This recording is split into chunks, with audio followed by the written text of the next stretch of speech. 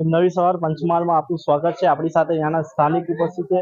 આપણે તેમની સાથેથી આ દરગાહનું મહત્વ જાણીશું કે શું મહત્વ છે અને કેટલા વર્ષો જૂના છે તેનું આપણે માહિતી જાણીશું। જી जी अस्सलाम वालेकुम। मेरा नाम पीर सैयद सानू दरियाई है। सरकार दरियाईदुल्ला का 506 मसंदर शरीफ और उर्स शरीफ मनाया गया। सरकार दरियाईदुल्ला को 506 साल हो चुके हैं।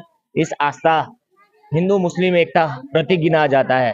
यहाँ पर गुजरात बल्कि नहीं, राजस्थान, एमपी, महाराष्ट्र सभी धर्म के लोग आस्थाना दरियाईदुल्ला पर आते हैं। ये सरकार दरियाईदुल्ला सैयद मीर अली दातार रहमतुल्लाह रिजवान के पीरो मुर्शिद है और हजरत शाह आलम सरकार के खासो खास मुरीद है।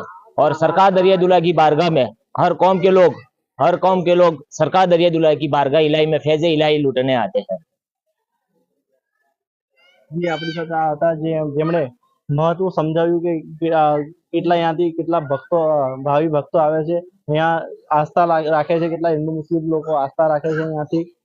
જી આફતાબ શેખ સહેરા।